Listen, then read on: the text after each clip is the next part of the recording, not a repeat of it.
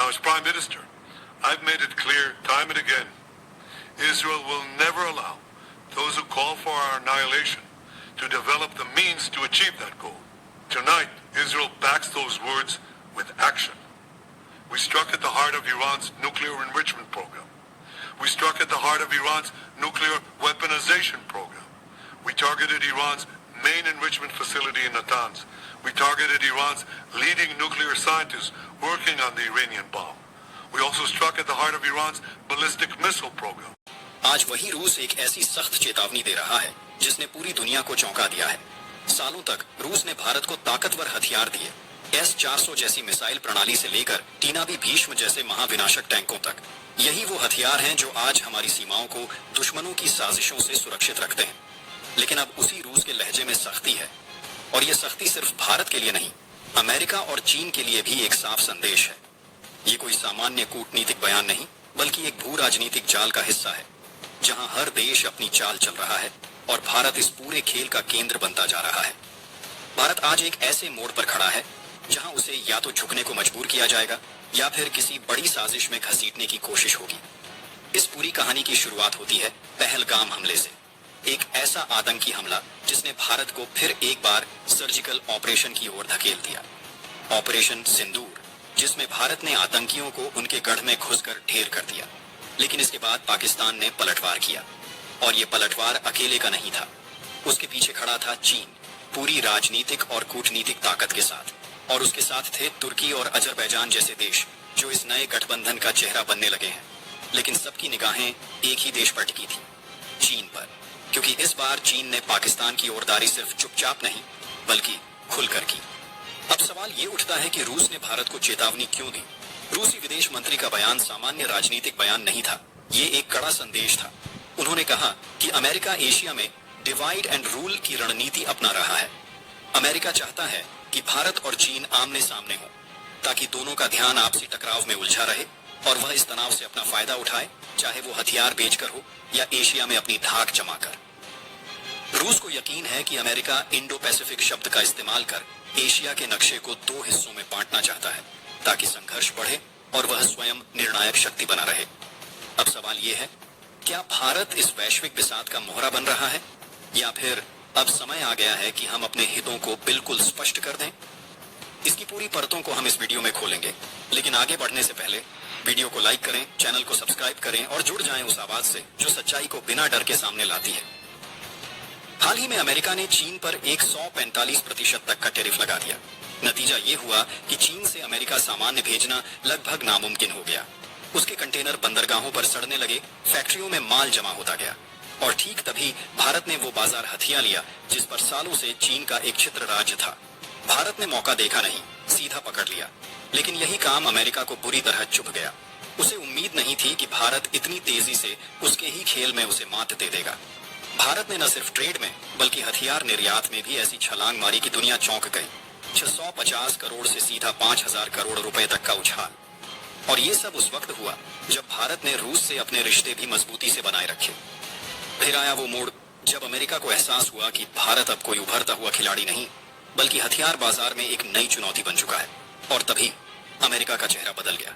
Donald Trump ने अचानक चीन के आगे झुकते हुए टैरिफ को 145% से सीधा घटाकर 30% कर दिया। ये कोई व्यापारिक समझौता नहीं था, बल्कि एक रणनीतिक चाल थी, भारत को बाजी से बाहर करने की चाल। और अब असली सवाल यही है, रूस ने भारत को चेतावनी क्यों दी? क्योंकि रूस जानता है कि अमेरिका फिर वही पुरानी चाल चल रहा है, मित्रता की मुस्कान में छिपा हुआ जहर जो वक्त आने पर वार करता है। डिवाइड एंड रूल की नीति को अमेरिका अब एशिया में फिर से दोहराना चाहता है।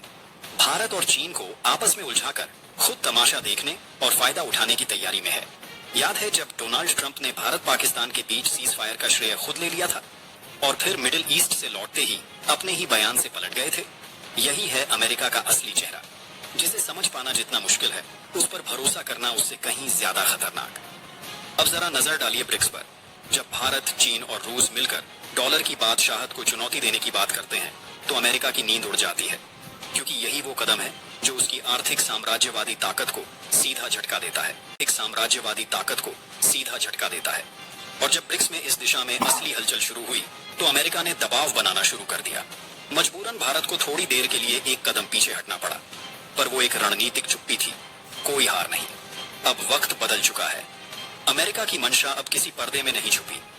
वो नहीं चाहता कि भारत और चीन कभी एक साथ किसी मंच पर खड़े हों। उसकी असली चाल यही है, इन दोनों ताकतों को आपस में उलझा कर रखना, ताकि सीमा पर तनाव बना रहे, युद्ध की आशंका जिंदा रहे और उसके हथियार बिकते रहे। क्योंकि हर बिके हुए हथियार के साथ अमेरिका की अर्थव्यवस्था को एक नई सांस मिलती है।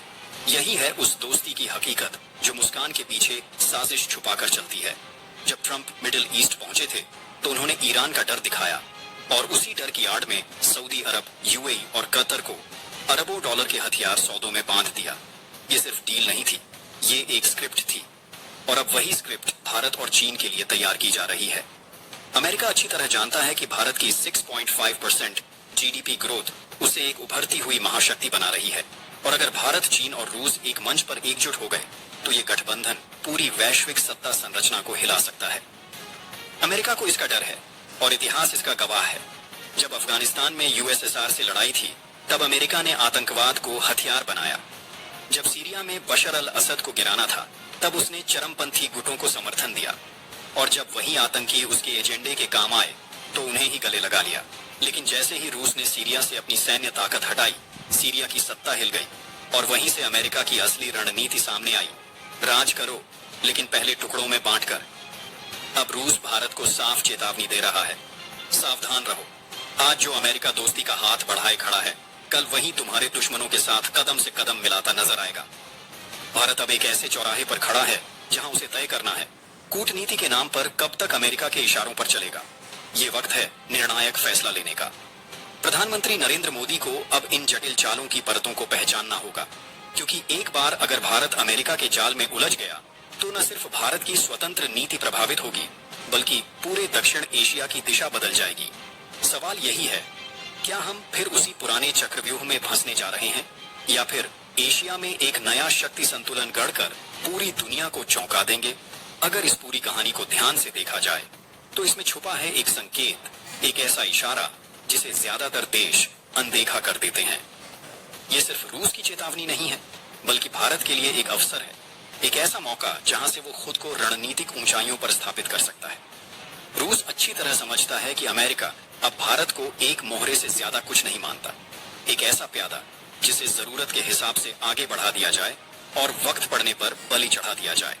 लेकिन अब भारत वो देश नहीं रहा। अब भारत वो ताकत है जो अपनी शर्तों पर दोस्ती करता है और अपनी शर्तों पर ही दुश्मनी भी निभाता है। और सबसे बड़ी बात, भारत अब अमेरिका की चालें समझ चुका है, हर मुस्कान के पीछे छिपे इरादों को पहचान चुका है और अब रूस भी उसी ओर इशारा कर रहा है। सावधान रहो, सतर्क रहो, क्योंकि असली खेल अब शुरू होने वाला है। लेकिन इस पूरे घटनाक्रम के बीच जो सबसे अहम बात दब कर रह गई है वो ये कि आने वाला समय भारत का है। भारत अब सिर्फ एशिया का खिलाड़ी नहीं रहेगा बल्कि खुद एक स्वतंत्र शक्ति केंद्र बनकर उभरेगा, वो भी पूरी दुनिया के लिए। जिस रफ्तार से भारत डिफेंस एक्सपोर्ट में आगे बढ़ रहा है वो महज आंकड़े नहीं बल्कि एक बड़ा संकेत है। संकेत ये कि भारत अब सिर्फ एक हथियार खरीदार नहीं बल्कि एक निर्माता बन चुका है। कुछ ही वर्षों में भारत उन चुनिंदा देशों की कतार में खड़ा होगा जहां से छोटे नहीं, मंझोले और बड़े देश भी रक्षा समझौते करने के लिए आगे आएंगे।